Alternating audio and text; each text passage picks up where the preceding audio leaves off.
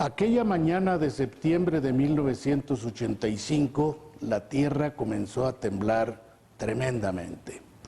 Parecía que el planeta quisiera sacudirse de lo que le estorbaba. Parecía que quería deshacerse de nosotros, los que estamos sobre su corteza. Si dejamos la Revolución Mexicana aparte, esta ha sido la mayor tragedia colectiva para México en el siglo XX.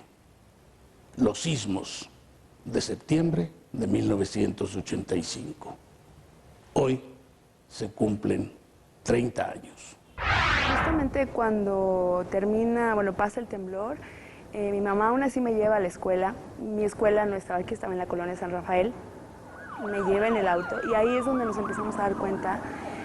Empezamos a ver a gente corriendo, empezamos a ver que muchos se trepaban a coches pidiendo aventón y ahí empezamos a ver mucho caos, sobre todo la gente, ¿no? Como histeria. Yo soy Abraham Nava, reportero, Excelsior Televisión. Y yo soy Félix Cortés Camarillo. Usted está en Bucareli 1, la dirección correcta.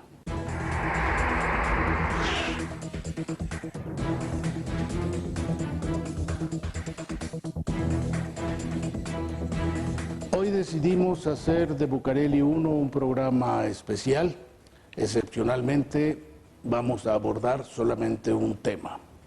Hoy se cumplen 30 años de los sismos de 1985.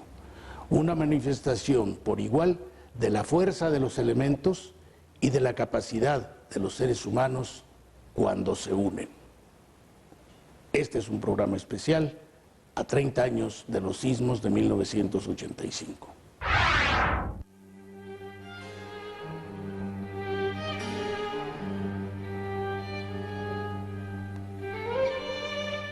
...1985... 30 años después.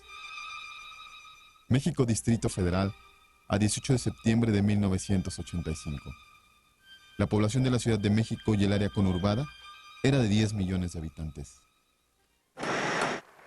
Corría el tercer año de gobierno del presidente Miguel de la Madrid. No existía un gobierno local como en la actualidad. La máxima autoridad era el Departamento del Distrito Federal a cargo entonces de Ramón Aguirre Velázquez.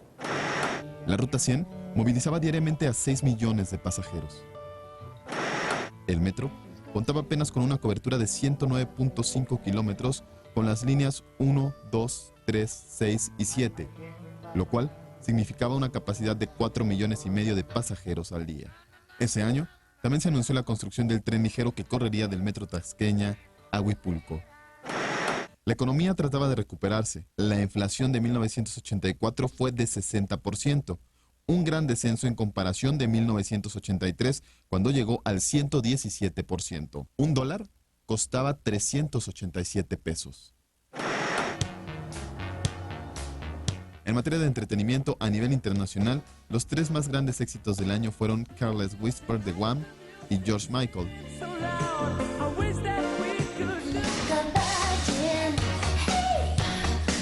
Like a Virgin de Madonna y Wake Me Up Before You Go Go, también de Wham.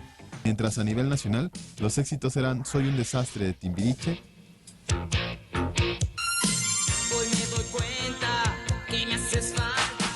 Por ella de José Feliciano y José José, y Macumba de Verónica Castro. Los cines capitalinos proyectaban La historia sin fin, Terminator y la primera versión de Halloween.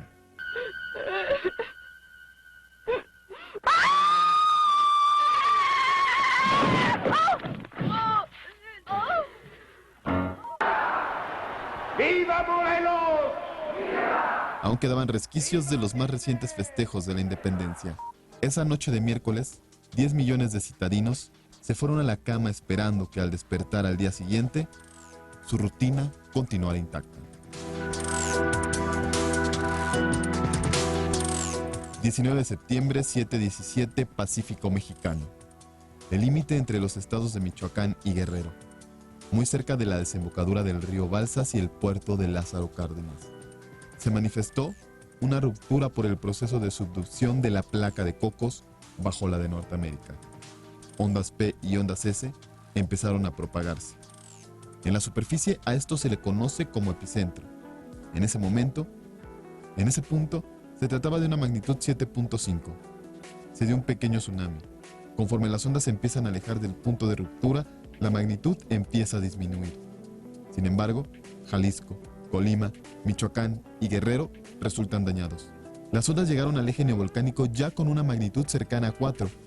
El material rocoso fue frenando la fuerza, pero al alcanzar la cuenca del Valle de México, donde se localizaban los depósitos del lago de Texcoco, el material es arcilloso. Las ondas recuperan fuerza y se amplifican hasta 30 veces. La distancia del epicentro es de 400 kilómetros. Para algunos expertos, es una distancia muy grande como para tener una fuerza significativa. Son las 7:19 de la mañana del jueves 19 de septiembre de 1985. La actividad en la ciudad más grande del mundo en ese entonces había comenzado. Está temblando un poquitito. No se asusten, vamos a quedarnos. Les doy la hora. 7 de la mañana, Chihuahua. 7 de la mañana, 19 minutos 42 segundos, tiempo del centro de México. Sigue temblando un poquitito, pero pues vamos a tomarlo con una gran tranquilidad. Vamos a esperar un segundo para poder hablar.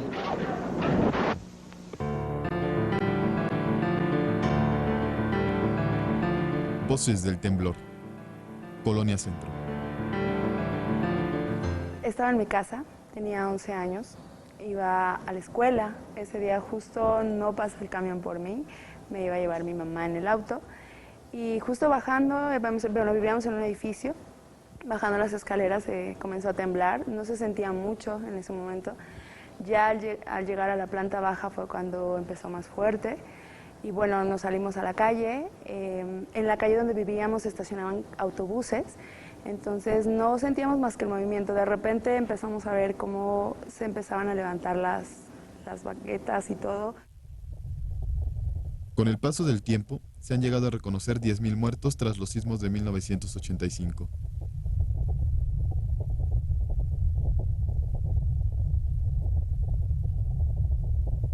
La zona central de la ciudad fue la más afectada.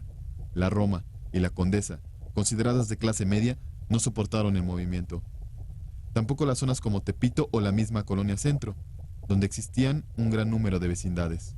No, justamente cuando pasa el temblor, mi mamá aún así me lleva a la escuela. Mi escuela no estaba aquí, estaba en la colonia San Rafael. Me lleva en el auto y ahí es donde nos empezamos a dar cuenta. Empezamos a ver a gente corriendo, empezamos a ver que muchos se trepaban a coches pidiendo aventón y ahí empezamos a ver mucho caos, sobre todo la gente, ¿no? Como histeria.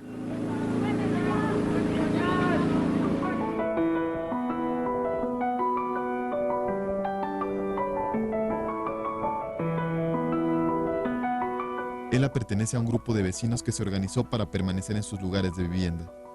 Desde el primer momento de la tragedia, se abocaron a reconstruir los barrios. La Unión Popular surgió legalmente en menos de un mes de ocurrido los sismos en la Ciudad de México. Es una organización conformada por vecinas y vecinos de las colonias Centro y Morelos que fueron afectados en sus viviendas, ya sea derrumbe total o que fueron eclipsadas y que tuvieron que abandonarlas. En el día 19 de septiembre se empezó a gestar esta organización. La gente de manera natural se empezó a congregar ante el derrumbe de sus casas, de edificios, salió a las calles, se empezaron a contactar, a ver las necesidades, empezaron a decir, vengan acá, aquí ahí escucho a alguien, vamos a sacar, Honoria está en su casa con sus hijas, vamos allá.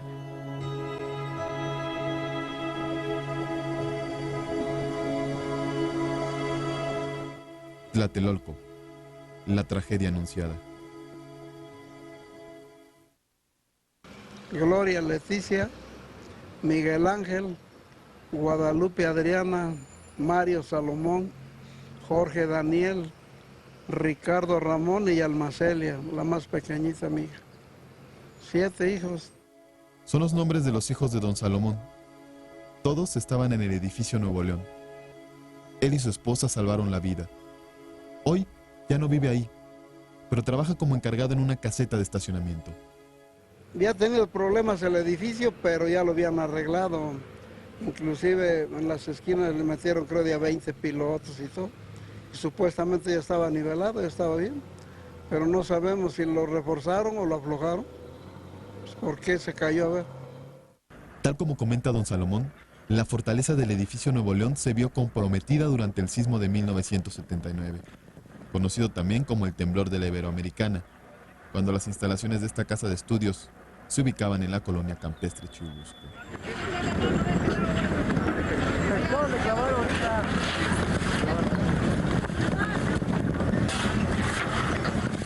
El edificio Nuevo León tiene una historia previa, no empezó en el 85. Cuando el terremoto de 79, conocido como el de la Ibero, cuando se cayó la Iberoamericana, el edificio quedó con desniveles aparentes muy importantes.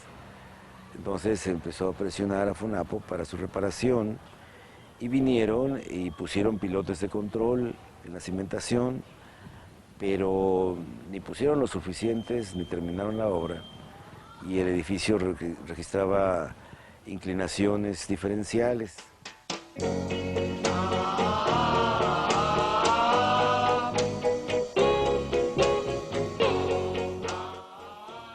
La unidad Nonoalco Tlatelolco se inauguró el 21 de noviembre de 1964. Mario Pani fue el arquitecto responsable de su construcción. Era una nueva oportunidad para la clase media. Estaban por cumplirse 21 años de este hito arquitectónico. Inicialmente no se veía nada anormal, aparte del movimiento de los edificios. Hubo un momento que empezó a escucharse el ruido de cristales que se rompían, que eran pues las ventanas del Nuevo León, de los departamentos del Nuevo León que se estaban rompiendo. Se rompen primero los vidrios y luego las estructuras. Como si se tratara de una película de ciencia ficción, de esas que estás viendo, y dices, bueno, pero eso no es cierto, ¿no? Es una ficción, no puede ser. Esa era la impresión que yo tenía, de que, bueno, sí estaba viendo que el edificio se estaba comprimiendo, los pisos estaban haciendo sándwich, y finalmente empezó a caer hacia Reforma, como si fuera, no sé, una estructura de merengue que una mano estuviera aplastando, así se parecía tan frágil en ese momento. El Nuevo León era un edificio tipo C, formado por 3 módulos. Tenía 288 departamentos, 105 cuartos de servicio y 36 locales comerciales, distribuidos en 15 niveles. Paso obligado de quienes salían de Tlatelolco para llegar a Reforma. El subsuelo de la Ciudad de México ha causado el hundimiento de diversas estructuras. Sin embargo, un edificio está en riesgo cuando se empieza a hundir de manera irregular, situación que presentaba el Nuevo León antes de 1985. Más de 4,000 personas sobrevivieron de entre los escombros.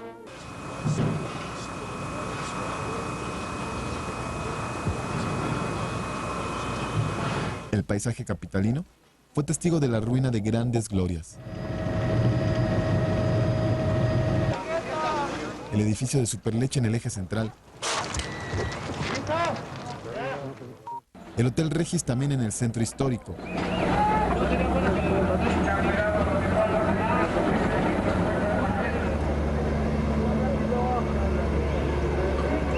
El edificio de Televisa Chapultepec, la colonia Roma, el Hospital General.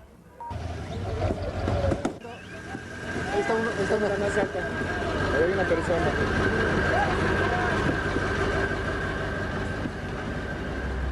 Pero como muchos de los sobrevivientes coinciden, la historia apenas comenzaba.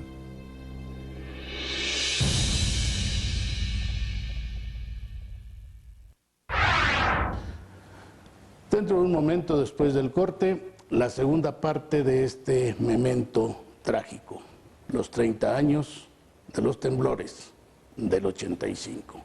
Usted está en Bucareli 1, la dirección correcta.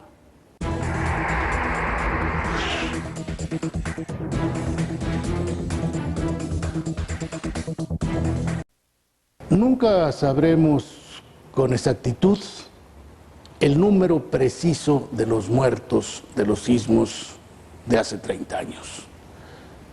De lo que sí podemos estar seguros es que los mexicanos, cuando se unen, son capaces de solidaridad, heroísmo, honradez, presteza en la respuesta y patriotismo. Esta es la segunda parte del reportaje especial a 30 años de los sismos del 85. Dramática situación en el centro de la Ciudad de México, 7:23 de la mañana.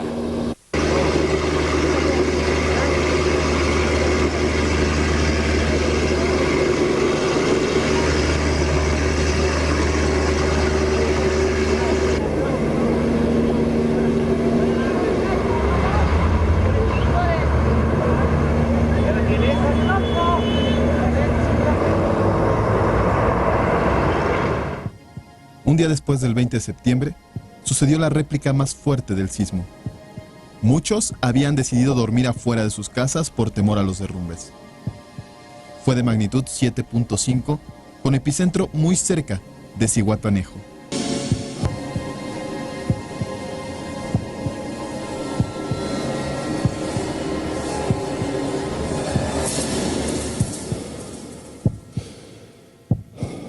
Lo que el sismo no se llevó. Eje central, esquina Madero. 44 pisos con vista privilegiada al primer cuadro de la ciudad. Es un edificio que se construyó en 1956, lo hizo la Latinoamericana de Seguros como parte de la inversión de la Reserva de los Asegurados. En esa época fue el cuarto edificio más alto del mundo afuera de la ciudad de Nueva York, el primero que se hacía en una zona sísmica y mucho más grande que cualquier cosa que se hubiera construido en la Ciudad de México. 30.000 estructuras resultaron destruidas, algunas desde el momento del primer sismo, otras en la más grande réplica, y unas más tuvieron que ser demolidas por quedar inhabitables. La creencia popular dice que la torre latinoamericana tiene gatos hidráulicos que la hicieron inmune a los temblores de septiembre del 85. Se conocía poco de los sismos en la Ciudad de México, pero más o menos se tenía alguna idea de cuál era el periodo de oscilación del piso de la ciudad, y se hizo un edificio que tuviera un periodo de oscilación diferente. Se hizo una cimentación que soporta por flotación el 40% del peso del edificio, tiene pilotes a 33 metros de profundidad, apoyados sobre una capa dura de arena, y por la profundidad a la que está la cimentación, el agua, que es parte de la Ciudad de México, soporta 10.000 toneladas del peso del edificio. Pero no solo edificios en pie fue lo que dio esperanza a los capitalinos. Se trata de un hombre, según sabemos, que se llama Oscar. En estos momentos, parece increíble. Son casi 5 días después del terremoto. Cada uno de los casi 4.000 rescatados son historias vivientes de la capacidad de organización que de 1985 en adelante se conocería como la organización de la sociedad civil. Un fenómeno espontáneo que dio paso a entes legales como la Coordinación Nacional de Protección Civil. Que la persona adulta que está con varios niños se llama Ángeles Reyes, ¿sí? Y exactamente el número no nos ha dicho de niños, pero se les pasó en la madrugada sueros tomados porque se pidieron esos líquidos.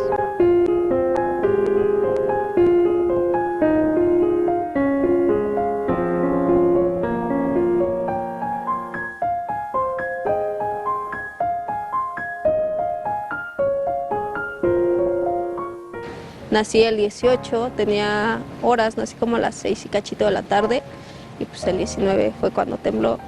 Y yo creo que es lo que me enseñó, o lo que me enseña, porque pues realmente no me acuerdo, es a valorar, ¿no?, la vida, a echarle ganas, a no caerme, a saber que puedes salir de cualquier problema, porque pues, si salí debajo de unos escombros, como no salir ahora de los problemas cotidianos, ¿no?, que tengo en la vida. Jazmín tiene el expediente número 1 de los 16 bebés rescatados principalmente de los escombros del Hospital Juárez y El General. 14 de esos bebés lograron sobrevivir. Este año, junto con el sismo, llega su cumpleaños número 30. Mi mamá no encontraron su cuerpo, desgraciadamente. Nunca lo encontraron. No supimos qué pasó, si falleció, que me imagino que sí, pero no se pudo recuperar su cuerpo. Cuando era adolescente, niña, era el reclamarle a la vida, de me quitaste a mi mamá, porque el tener eso, ¿no? Pero también aquí en el hospital nos ayudaron con terapia psicológica cuando éramos niños, entonces también como que el hablarme desde muy pequeña lo que me había pasado también me ayudó. Entonces como que vas asimilando la situación.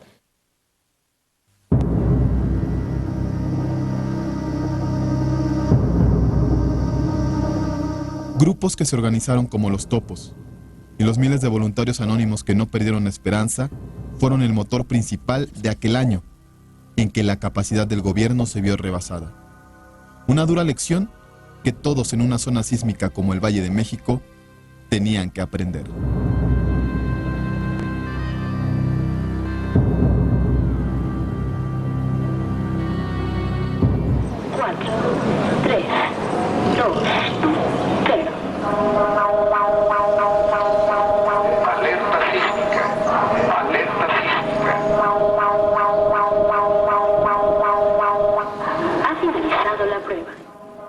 Alerta sísmica, 30 años después. Después de la alerta sísmica, pues hermano, inmediatamente se activa el protocolo que tenemos nosotros. Despegan 5 helicópteros, cada helicóptero tiene su zona. Tiene que sobrevolar en menos de 15 minutos toda su zona y darle al señor secretario, al jefe de gobierno, un informe detallado de cada zona que le toca el helicóptero. Las zonas que tenemos ya las tenemos marcadas con lugares críticos. Las zonas críticas que tenemos por zona están marcadas en la carta que lleva cada helicóptero al vuelo.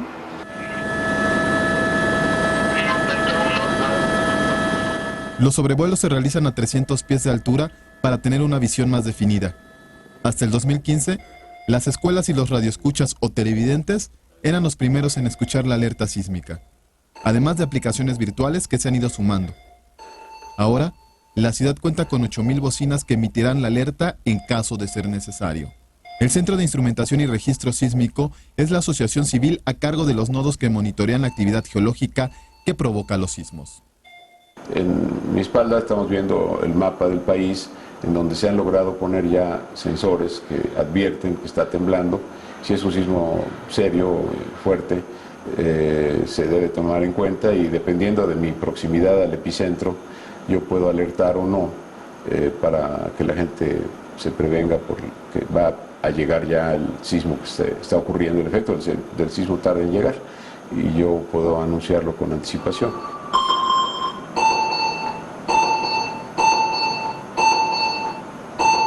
Un sistema que empezó a diseñarse desde 1986 y que tenía 2 estaciones en Guerrero, pero que actualmente cuenta con 97 sensores en servicio y 28 más en construcción, y se extiende a lo largo del Pacífico mexicano. La siguiente es una recreación del comportamiento de la alerta en uno de los sismos más fuertes ocurridos recientemente, el del 18 de abril de 2014, justo en Viernes Santo.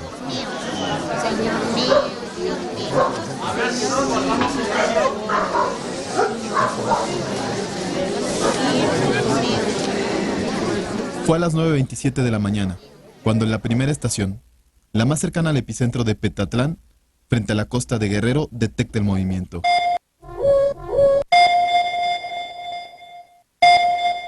Una segunda y tercera lo confirman. Es necesario, pues en ocasiones las situaciones ambientales pueden dar una falsa alarma. Los avisos de sismo fuerte aparecen con círculos rojos. Al mismo tiempo, ondas moradas y naranjas representan la propagación del sismo. Un reloj va contando los segundos desde que inicia el fenómeno. El círculo naranja denota el momento en que el sismo alcanza una fuerte intensidad. Esa alerta dio 70 segundos en la Ciudad de México para realizar las acciones de evacuación y repliegue según fuera necesario.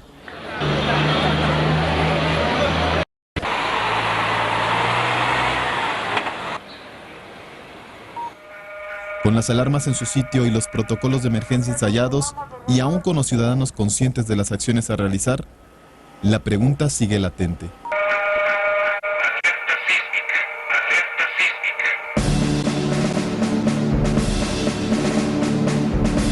¿Cuándo y en dónde ocurrirá el próximo gran sismo? En México, ¿qué pasa? Bueno, que también tenemos una zona de brecha sísmica que ya mucha gente menciona, la brecha sísmica de Guerrero, y este segmento está pues acumulando energía. Es donde hemos hablado que va a ocurrir un sismo de magnitud 7.2 aproximadamente. Pero ahora con lo que vimos en Japón, sabemos que quizás se pueda mover más que eso, ¿no? Un segmento mayor. Entonces podríamos esperar un sismo de mayor magnitud.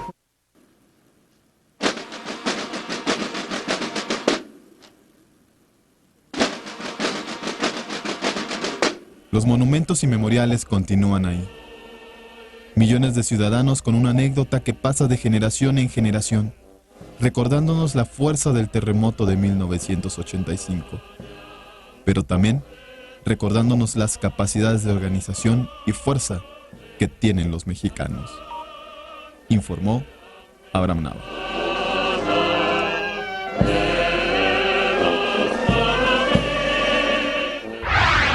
Hasta aquí llegamos esta semana en Bucareli 1, la dirección correcta. Recuerde que el sábado próximo usted tiene una cita conmigo, misma hora, mismo canal, Excelsior Televisión, noticias que dicen más.